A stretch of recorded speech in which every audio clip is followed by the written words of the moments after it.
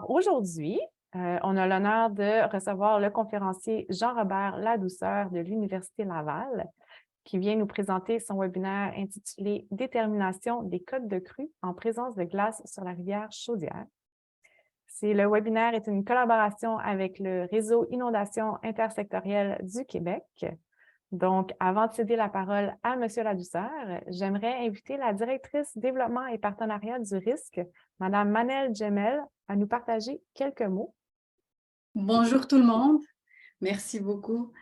Merci Centro pour l'invitation. Je suis très honorée de faire cette courte présentation du réseau risque. J'espère et je souhaite que tout le monde connaisse déjà le réseau risque. Sinon, je vais vous donner quelques petites informations vraiment brèves.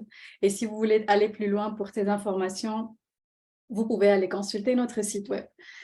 Donc, notre réseau Inondation intersectorielle du Québec, il est un peu similaire, peut-être le petit ou le grand frère du Centro. On est un réseau intersectoriel, donc qui regroupe les 18 universités québécoises avec 2 centres collégiaux de transfert des connaissances à travers tout le territoire du Québec. Donc, le réseau risque, il est né suite aux inondations historiques qu'a connu le Québec en 2017. Donc, les chercheurs se sont réunis pour réfléchir sur les impacts importants qui ont touché toute la population, entre autres les impacts économiques, psychosociaux, les impacts sur tous les domaines de recherche.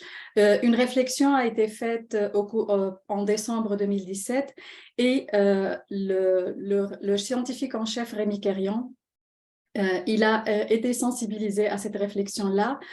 Du coup, suite à la sortie du plan d'action en matière de sécurité civile relatif aux inondations au Québec en mars 2018, il y a eu un lancement d'appel à proposition de la part des FRQ, donc à savoir les 3 fonds de recherche québécois, Nature, Technologie, Santé et Société et Culture, pour une annonce officielle du lancement du réseau Inondation intersectorielle du Québec en décembre 2018.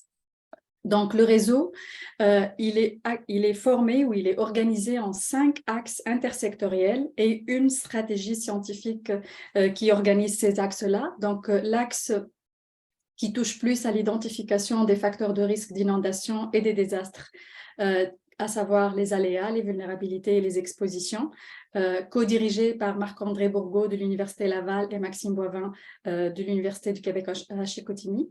L'axe 2, gestion et aménagement des territoires à risque d'exposition, les enjeux de gouvernance et de législation, co-dirigé par Mario Gauthier de UCO et Pascal Biron de l'Université Concordia et Thomas Buffin-Bélanger de l'UQAR. L'axe 3, qui touche plus à l'évaluation des impacts bio, psychosociaux, sanitaires, économiques et de partage d'éco-associés, dirigé par Nathalie de Marcely-Soirin de Polytechnique Montréal. L'axe 4, transformation et réduction des vulnérabilités des individus et des organisations et des collectivités, dirigé par Yona Gebrak, professeur généreux, s'est retiré dernièrement suite à sa participation aux élections.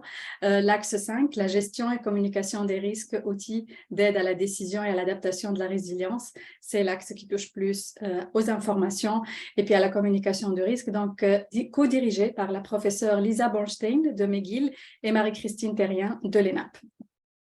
Donc, c'est un réseau qui est financé à raison de $1,5 million par année pour les 4 premières années. Puis ensuite, on a reçu une bonification de $100 000 pour les 2 dernières années, à savoir pour l'année dernière, 2022, et puis l'année prochaine, 23-24. Donc, comme vous avez vu, comme je vous ai montré, c'est 18 universités et 2 CCCT, 176 chercheurs à travers tout le pays, 92, bientôt je pense une centaine de partenaires socio-économiques. On a lancé 5 appels à projets et le 5e a été lancé dernièrement, donc 4 appels à projets et le 5e a été lancé dernièrement, 5 programmes de bourse, donc le dernier programme a été lancé la semaine dernière et 40 webinaires et ateliers. Donc, comme je viens de vous annoncer, le 5e appel, il a été lancé le 23 janvier dernier. Donc, l'appel à projet qui traite des transferts et mobilisations des connaissances scientifiques sur les inondations. Si vous êtes des chercheurs ou des partenaires socio-économiques, je vous invite à consulter le site du risque pour voir des éléments plus de détails sur ce 5e appel. Et aussi, et en lien avec la présentation d'aujourd'hui, on a lancé un appel à proposition ciblée. C'est un projet pilote qui émane de la signature de la première entente de partenariat entre les réseaux risques et le MAMACH, qui va traiter de l'acquisition des connaissances hydrosédimentaires sur le bassin versant de la rivière Chaudière. Donc, je vous invite aussi à consulter notre site web pour voir plus d'informations. Si vous ne l'avez pas dans vos bibliothèques, je vous invite vraiment fortement à aller vous procurer notre ouvrage collectif qui était disponible déjà dans les librairies depuis le 2 novembre dernier. C'est un ouvrage grandiose, une première, je pense, dans l'histoire de la production scientifique au Québec. Il est édité par 3 de nos chercheurs, à savoir Thomas Buffin-Bélanger, Daniel Maltais, et non la moindre, et le professeur Mario Gauthier, cet ouvrage, il réunit un ensemble de chapitres et d'articles scientifiques qui traitent de la problématique des inondations et qui touchent les 5 axes intersectoriels du réseau risque. Donc, le réseau risque, c'est un réseau pour mettre un peu des noms et des visages sur qui sont les acteurs du réseau. Donc, actuellement, le réseau est dirigé par la professeure Catherine Trudel, professeure à la faculté de géographie de l'UQAM et qui occupe le poste d'une façon intérimaire, considérant que professeur Philippe Gachon est actuellement en sabbatique. Notre cher président du comité scientifique, Paul Lewis, Mylène Riva, professeure à McGill et co-directrice de l'Axe Santé, Daniel Maltais, professeur à l'UQAC et puis co-directrice de l'Axe Société et Culture, et professeur Karem Chokmani, professeur à l'INRS, co-directeur de l'Axe Nature et Technologie. Donc, vous comprenez très, très bien que le réseau, il est co-dirigé par ces institutions universitaires. C'est aussi une équipe de personnes qui travaillent dans les coulisses pour vous servir, pour servir les appels à projets et toute autre activité en lien avec le risque. Donc, on est une équipe dynamique d'agents et qui travaillent pour servir la communauté scientifique. Donc, un article qui m'a particulièrement touchée hier en regardant un peu sur les réseaux sociaux, c'est la professeure Suzanne Wardell de la Social Anthropology à l'université de Otages. Elle a fait une cartographie de qu'est-ce que fait un professeur ou quelles sont les responsabilités d'un professeur. Considérant que nous sommes des réseaux de recherche, donc les responsabilités et la valeur ajoutée de nos réseaux intersectoriels et de nos réseaux thématiques touchent particulièrement aux 3 grands thèmes qui sont la recherche, la formation de la relève et fournir un service à la collectivité. Donc, ça, c'est les 3 grands axes majeurs sur lesquels on travaille au risque afin d'offrir plus de connaissances sur le domaine des inondations plus spécifiquement. Donc, voici un petit aperçu de nos partenaires qui touchent un peu plusieurs secteurs socio-économiques, scientifiques et politiques. Donc, je vous remercie de votre attention et je vous souhaite un excellent webinaire avec professeur Jean-Robert. Alors, bonjour à tous, je m'appelle Jean-Robert Ladouceur. Donc, aujourd'hui, je suis ici devant vous pour vous présenter un projet sur lequel j'ai travaillé pendant 3 ans. Plus précisément, c'est la détermination des taux de crue en présence de glace sur la rivière Chaudière. Au niveau des membres de l'équipe, je vais mentionner Brian Morse, c'est le professeur, dans le fond, là, sur lequel le projet reposait, avec Carl Eric Linden-Schmidt de l'Université de la Saskatchewan et Gabriel Pelchat de l'Université Laval. Donc, au niveau des sujets présentés aujourd'hui, je vais vous présenter le secteur à l'étude. Je vais vous parler du modèle hydraulique, suivi de l'analyse fréquentielle par la modélisation des embarques. Je vais aussi vous parler de l'analyse de sensibilité globale qui a été faite, avec aussi l'analyse Monte Carlo. Je vais vous parler des simulations MOCA et des résultats MOCA. Par la suite, je vais vous présenter les codes de crue avec glace et aussi, je vais faire un comparatif avec les codes de crue avec glace versus eau. Et puis, je vais terminer avec une conclusion. Donc, pour la rivière Chaudière, les gens ne connaissent pas l'endroit. En fait, c'est situé au sud du fleuve Saint-Laurent, dans la région administrative de Chaudière-Appalaches. La superficie du bassin versant est environ de 6 682 km², d'une longueur de 185 km. Sa source est le lac Mégantic, situé au sud ici. Et puis, il y a aussi 3 stations de jaugeage le long de la rivière, une à Saint-Lambert, une au barrage Sartillan et la dernière au lac Mégantic. Précisément, le secteur à l'étude, le long de la rivière Chaudière, était situé entre le barrage Sartillan au sud et la ville de Saint-Lambert au nord.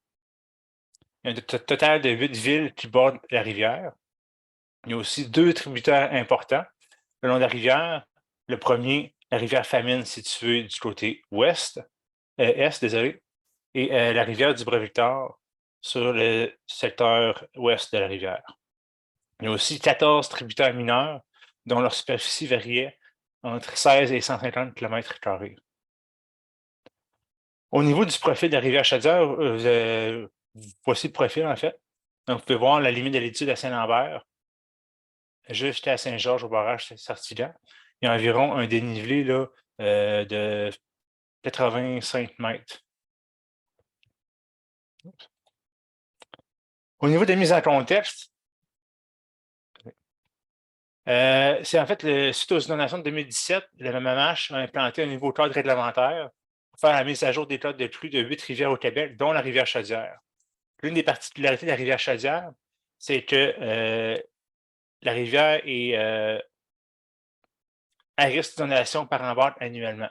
Comme vous savez, vous avez vu aux nouvelles, il y a beaucoup d'embarques à chaque année, dont souvent au printemps, dont elle là, de 2019 là, à Saint-Lambert.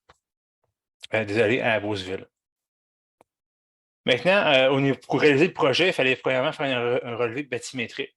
Donc, il y a 2 relevés qui ont été faits. Le premier a été fait en période hivernale, ça a couvert le secteur de Scott à Beauceville, et le second, en période estivale, a couvert les secteurs de Saint-Lambert jusqu'à Scott et de Beauceville jusqu'à Saint-Georges. Les sections transversales étaient aux 500 mètres. On a réalisé entre 10 et 20 points relevés par section. Puis, on a utilisé divers moyens pour faire la campagne de bathymétrie, dont l'argot, comme vous voyez ici sur la figure, le canoë, la marche, embarcation pneumatique aussi. Donc, une fois les relevés bathymétriques réalisés, on a utilisé le lidar du MERN, où maintenant ça a été changé. Là. Mais vous voyez ici, dans le fond, une coupe type d'une section. Vous voyez, dans le fond, qu'il n'y a aucun relief là, au niveau là, du jet de rivière. Une fois qu'on a inséré la bathymétrie dans le modèle, on était capable de faire une interpolation pour justement avoir le résultat à la fin, un modèle qui est homogène avec une bathymétrie là, intégrée. Au niveau du modèle hydraulique réalisé, ben, on a commencé par faire une calibration en eau libre, en régime permanent. J'ai utilisé en fait l'événement du 20 avril 2020. Le débit variait de 700 à 1000 m3, puis la calibration s'est révélée avoir une précision de plus ou moins 0,1 m. Par la suite, on a fait aussi une calibration avec un couvert de glace pour les hivers de 2019 et 2020. Avec les différentes mesures de lait qui ont été prises, la précision a été de l'ordre de 0,2 m. Par la suite, il y a 4 embarques qui ont été reconstitués afin d'établir les paramètres dans le modèle. Les résultats aussi, au niveau de précision, variaient de plus ou moins 0,25 m. Les 4 embarques modélisées sont Beauceville, Saint-Joseph, Notre-Dame-des-Pins et Saint-Georges. Et vous voyez ici les résultats obtenus avec les paramètres pour l'embarque de Saint-Joseph. Donc, c'était un débit simulé d'environ 475 m3. Il y avait un volume de glace là, de 1,2 million de mètres cubes dans l'embarque, avec les paramètres mécaniques ici, là, comme vous pouvez voir. Maintenant, au niveau du noyau du projet, c'était la méthode, dans le fond, pour évaluer. Il y a 4 différentes méthodes d'évaluer des codes de crue avec glace. La première, c'est l'approche biophysique. Ça consiste à utiliser les informations topographiques et les données écosystémiques afin de déterminer l'étendue des inondations passées et futures dans un secteur précis de la rivière. La seconde méthode, c'est la mesure d'étendue des inondations passées. Ce qu'on fait, c'est cartographier l'étendue spatiale d'événements passés, soit par survol aérien, imagerie sur satellite. Puis c'est doit être fait en débit de pointe, précisément au niveau maximal que l'eau est atteinte. Après ça, la troisième méthode, c'est le recensement d'enveloppes d'inondation. C'est recenser les événements passés indépendamment des causes, c'est-à-dire les glaces au libre ou les envols de bois, et déterminer les élévations obtenues en fonction de la distance avec la rivière afin de produire une enveloppe de niveau d'inondation. Et maintenant, la quatrième méthode qui est, elle, utilisée pour le projet, c'est l'approche hydrotechnique. Ça se base sur des événements historiques. Après ça, on utilise la modélisation hydraulique, donc ici, c'est l'approche Monte Carlo, sur une grande étendue d'eau. Puis après ça, on obtient les récurrences par analyse différentielle des résultats. Donc, pour alimenter le système, ce qu'on a fait, c'est qu'on a utilisé des données historiques. Donc, il y a 4 paramètres.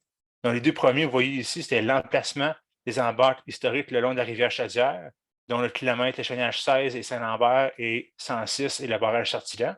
Vous pouvez voir que dans le secteur 96 à 106, c'est là qu'il y a une plus grande densité de probabilité d'embarques selon la rivière Chaudière, donc c'est le secteur de Saint-Georges. Et plus on s'en va vers Laval, donc vers Sainte-Marie, on voit que les embarques là, sont très faibles au niveau des chaînages de 46 à 56. Au niveau des longueurs des embarques historiques, ça varie de 40 jusqu'à 8000 mètres. Donc, vous voyez, plus l'embarque est long, moins il y a de chances, en fait, que ça l'arrive. Donc, la majorité des embarques se situent dans le 40 et 1000 mètres de longueur et par la suite, ça détruit jusqu'à 8000 mètres de longueur. Maintenant, au niveau des autres paramètres qui restent, c'est au niveau de la donnée historique des débits instantanés lors des embarques et la distribution historique des degrés jours de gel continu lors des embarques. Ça, en fait, c'est pour mettre en relation l'intensité ou le froid de l'hiver en relation avec l'épaisseur de glace qu'il pourrait y avoir, qui va contribuer à l'embarque. Puis, ces distributions-là sont basées justement sur le critère d'information enthalpie. En fait, c'est le critère qui permet d'évaluer la meilleure distribution statistique selon 12 distributions qui ont été analysées. Au niveau des données mécaniques de l'embarque, précisément, HEC-RAS, il y en a 6 paramètres. Le premier, dans le fond, c'est la gravité spécifique de la glace, suivi de la vitesse ou de la vélocité maximale de l'eau sous l'embarque pour l'épaississement. Après ça, tu vas avoir la corrosion de la glace, suivi de l'angle de friction de l'amas de glace. Il va y avoir la porosité, puis le coefficient de contrainte latérale. Ces 3 derniers paramètres-là viennent jouer justement au niveau de la contrainte interne développée là, par Beltaos, qui sont justement énumérés ici. Maintenant, ce qu'on a fait par la suite, c'est faire l'analyse de sensibilité globale. En gros, ce que ça veut dire, c'est de voir l'influence que les paramètres peuvent avoir sur les niveaux d'eau simulés. Donc, pour réaliser cette étape-là, il fallait développer un script en langage Python pour modéliser une multitude d'embarques à des endroits précis. Donc, ici, ce qui a été réalisé, c'est 344 scénarios à Saint-Joseph-de-Beauce et 369 scénarios à Saint-Georges. Donc, l'analyse de sensibilité, comme vous pouvez voir ici, c'est en fait un comparatif. En fait, c'est une distribution cumulative des paramètres comportementaux sur la ligne bleue, des éléments qu'on veut comparer, comme c'est notre base, notre noyau, sur lequel on veut comparer l'ensemble des restants des résultats, qui est en fait la ligne orange. Puis, ce qu'on veut voir, c'est que si une distribution diverge, ben, elle démontre une grande sensibilité, donc une grande importance. Donc, on peut voir ici, en bas à droite, que le débit est l'élément, dans le fond, qui a une plus grande divergence entre l'élément comportemental et non comportemental. Par la suite, il y a d'autres éléments, dont la longueur de l'embarque et l'emplacement qui peut venir jouer aussi. Puis, une méthode utilisée pour mieux visualiser les résultats est en fait le test de Kolmogorov-Smirnov. En fait, c'est comparer deux distributions cumulatives et retourne la différence maximale entre elles afin de quantifier la sensibilité. Donc ici, maintenant, c'est plus visuel. On peut voir que le débit, effectivement, c'est le paramètre, en fond, avec la plus grande divergence, suivi de la longueur de l'embarque pour le secteur de Saint-Joseph-de-Beauce. Maintenant, si on va à Saint-Georges, ben, on remarque justement que l'ensemble des paramètres viennent jouer sur les niveaux d'eau simulés. Par contre, on se rend compte qu'à Saint-Georges, c'est la longueur de l'embarque qui va être l'élément qui va être prédominant sur les niveaux d'eau simulés, suivi du débit. Par la suite, il y aura des paramètres mécaniques qui vont jouer aussi, mais de manière plus significative que Saint-Joseph. C'est particulier aussi, en fait, c'est l'influence de la morphologie ici. À Saint-Georges, il n'y a pas plein de noms d'arbres, donc le débit dans le fond sédentaire ne peut pas venir contourner l'embarque et avoir et descendre vers Laval. Et aussi, à Saint-Georges, il y a un apport supplémentaire au niveau du centre-ville avec la rivière Famine. Oh, désolé. Maintenant, on va aller au centre Monte-Carlo. Donc, pour réaliser l'ensemble des scénarios hypothétiquement plausibles le long de la rivière Chaudière, il fallait développer un script en fond en langage Python et en Visual Basic pour déterminer la meilleure distribution statistique comme je l'ai présenté. Ensuite, appliquer ces distributions-là aux différents scénarios. Ensuite, exécuter les scénarios, extraire les niveaux d'eau et les volumes de glace pour chacun de ces scénarios-là qui ont été réalisés. Et par la suite, il fallait faire l'analyse des résultats bruts. Donc, pour ce faire, afin de schématiser l'ensemble des étapes, l'étape 1, en fait, c'est les données d'entrée comme je vous avais présenté. Donc, on parle aussi de l'emplacement des embarques, les longueurs. Après ça, ça va être les jours de gel continu avec le débit. Après ça, il va y avoir le fichier initial de HEC-RAS du modèle, dans la géométrie, le débit, le plan et le projet. Par la suite, on va assigner des valeurs aléatoires basées sur les données historiques pour chacun des scénarios qu'on veut générer. Une fois que c'est réalisé, ben, le script, lui, va justement venir choisir l'emplacement de l'embarque, la longueur. Après ça, il va établir l'épaisseur de glace initiale en fonction des réseaux de gel. Il va assigner la valeur de la rugosité selon l'épaisseur initiale. Après ça, il doit respecter aussi le critère de résistance interne entre 1 et 2, dont je l'ai présenté là, avec les paramètres KP, K1 et lambda, ou environ 4 diapositives. Aussi, les limites de vitesse sont induites entre 1 et 10. Par la suite, le débit aussi est choisi de manière aléatoire selon les distributions historiques. Puis, il va aussi intégrer 10 débits latéraux pour tenir compte des cours d'eau secondaires. Une fois que c'est fait, le script va générer l'ensemble des fichiers suivants, dont la géométrie, la génération du fichier de débit et la génération des fichiers plans. Après ça, avec la partie du script écrit en Visual Basic, il va venir activer la simulation. Donc, il va ouvrir HEC-RAS, il va venir exécuter les scénarios. Après ça, il va extraire les données. Et à la fin, on va avoir le fichier avec nos données brutes. Au niveau des simulations réalisées, il y a un total de 4743 scénarios qui ont été réalisés. Là-dedans, il y en a 3369 scénarios qui ont été conservés suite à l'imposition des débits seuils. Donc, un débit minimal de 40 mètres cubes a été utilisé et un débit maximal. Le débit maximal a été divisé par secteur. Donc, pour le tronçon de Saint-Lambert et Scott Jonction, était variant 320 et 780. Pour le secteur entre Scott Jonction jusqu'à Saint-Joseph, il variait entre 420 et 840. Pour le secteur de Saint-Joseph-de-Beauce jusqu'à Beauceville, le débit variait de 1100 à 1200 mètres cubes. Et le dernier secteur, qui est Notre-Dame-des-Pins jusqu'à Saint-Georges, le débit variait de 520 à 850 mètres cubes. Au niveau des résultats, ce qu'on a utilisé, c'est l'analyse statistique a été faite par la déclaration de Green-Thornton, comme vous pouvez voir ici. Ce qu'on a fait, c'est qu'on a rajouté au dénominateur la fraction ici, là, 53 sur 120.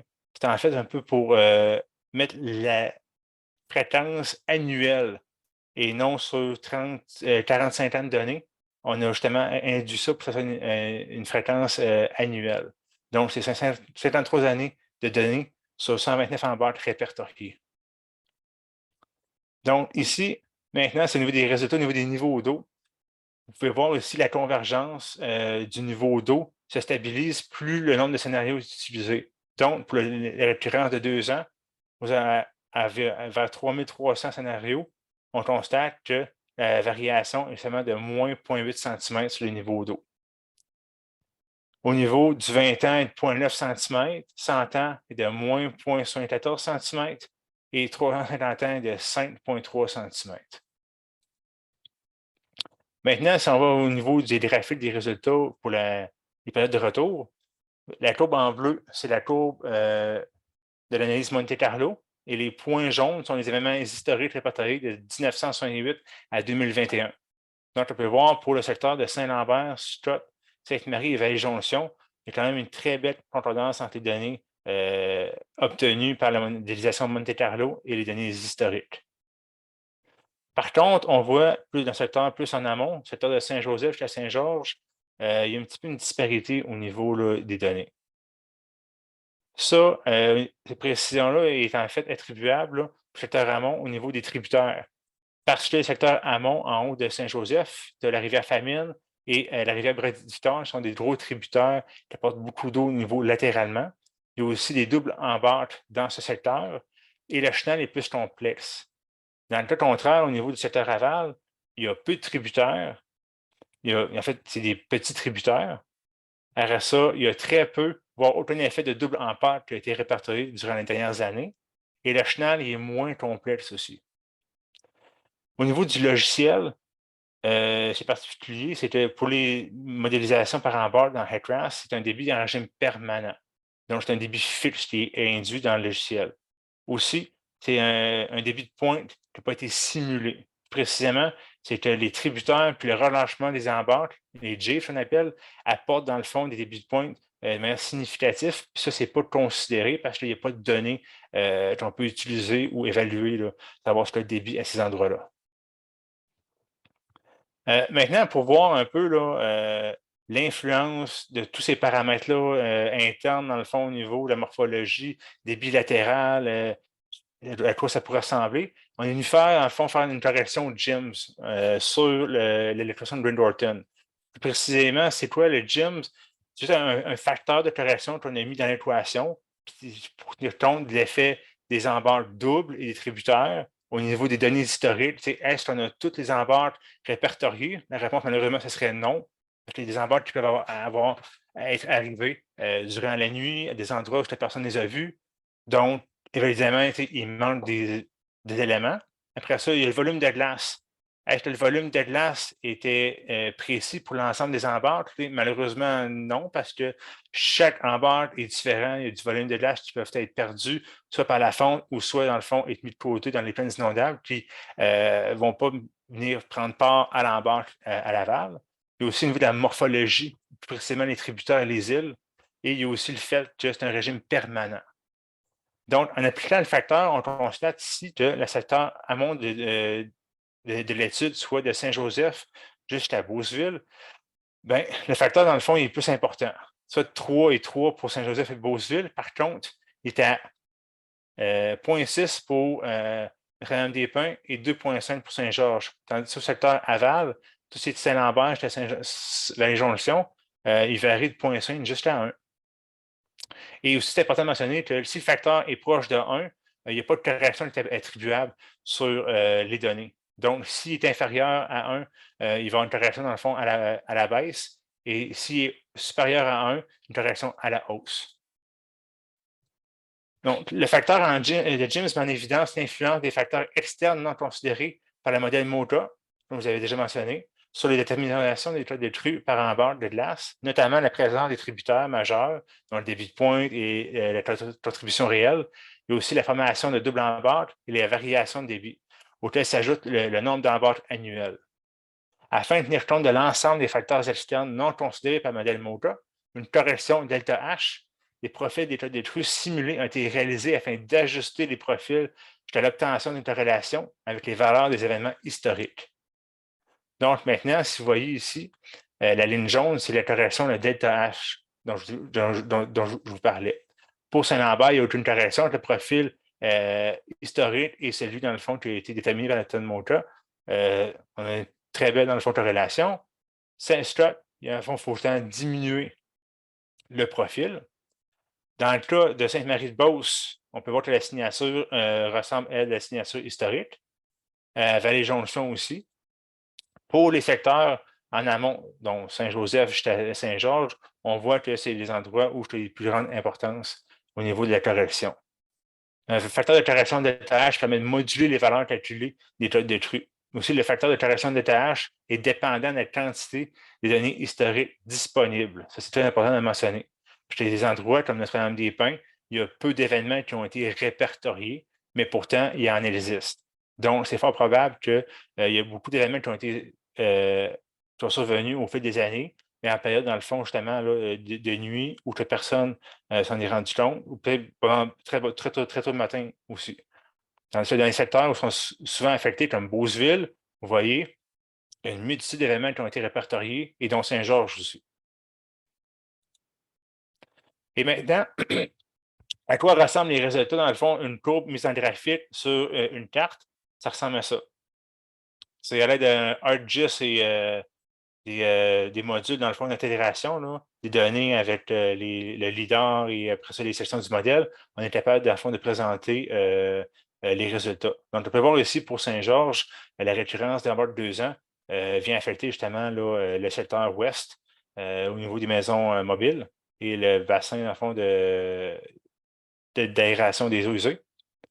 Après ça, au niveau du 20 ans, qui est en orange, vous voyez ici, les zones oranges du côté est et du côté ouest viennent justement un petit peu être plus hautes. Et pour le 100 ans, là, on peut voir qu'il y a une influence quand même assez importante là, au niveau du boulevard là, qui longe du côté ouest et le côté ouest également. Et pour le 350 ans qui est en vert, là, justement, là, les eaux là, viennent justement là, se prolonger là, un petit peu plus loin, là, mais pas de manière significative là, entre le 20 et 100 ans. Maintenant, si on compare l'état détruit en eau libre avec glace, vous voyez ici que le vert, c'est en fait avec Ambarcle et le rouge, c'est l'état détruit en eau libre. Donc, pour Saint-Lambert, les inondations vont être prédominées en eau libre, excepté pour les événements supérieurs à 100 ans où c'est les événements d'Ambarcle qui vont prédominer en termes d'élévation d'eau. Pour Stott, on voit ici que c'est justement l'eau libre qui va prédominer sur l'ensemble des périodes de récurrence. La même chose pour Sainte-Marie-de-Beauce. Les jonctions aussi. Par contre, pour les villes qui sont en amont, Saint-Joseph jusqu'à Saint-Georges, on constate ici que pour les récurrences de 2 ans à Saint-Joseph, c'est l'élévation des embarques qui vont prédominer. Pour Beauceville, on constate ici que c'est la ville de la Rivière-Chaudière qui va prédominer seulement, en fait, avec les embarques au niveau des inondations. Pour Notre-Dame-des-Pins, c'est divisé encore une fois aux alentours de la récurrence de 60 ans. C'est les niveaux par embarque qui vont prédominer.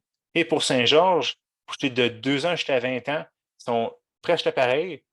Il va y avoir une cassure au niveau là, du 30 ans où ça va être les embarques de glace qui vont venir avoir la plus grande influence sur les niveaux d'eau. Puis maintenant, pour les probabilités combinées, ce qu'on a utilisé au niveau de l'équation, c'est l'équation qui est développée par la FEMA, la Federal Emergency Management Agency aux États-Unis. Vous voyez ici, dans le fond, se prend en considération la probabilité, dans le fond, d'embarque et la probabilisation avec I pour Ice et O pour Open Water, où PC est la probabilité combinée pour un débit ou un niveau spécifique. PI, la probabilité atteinte en présence de glace, et le PO est la probabilité atteinte en eau libre. Donc, une fois qu'on fait, dans le fond, on appelle cette équation au résultat, on constate que la probabilité de combiner vient justement augmenter l'ensemble des élévations des inondations. Donc, on peut voir ici pour Saint-Lambert, elle suit justement celle en eau libre. Par la suite, une petite cassure pour rejoindre les 350 ans. Pour l'ensemble des scénarios, des villes que vous pouvez voir, la probabilité combinée fait en sorte que l'élévation atteinte va arriver maximale, peu importe la période ou la fréquence, la période de retour, va toujours être supérieure. Okay? Quand l'écart est plus grand entre les deux éléments, soit l'eau libre et l'eau avec glace, ben, le profil va justement suivre l'élément, dans le fond, avec la plus grande élévation, comme vous pouvez voir. Comme vous pouvez voir ici à Saint-Joseph, encore une fois, quand la probabilité est plus grande l'écart entre les deux probabilités est plus grande, le profil, dans le fond, combiné vient tout juste être surélevé par rapport à la plus grande période de retour.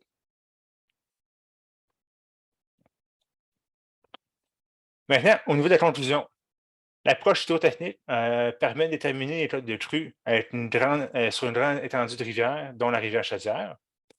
Le processus sophistiqué avec Python qui permet de tenir compte de la nature chaotique qu'apportent les embarques.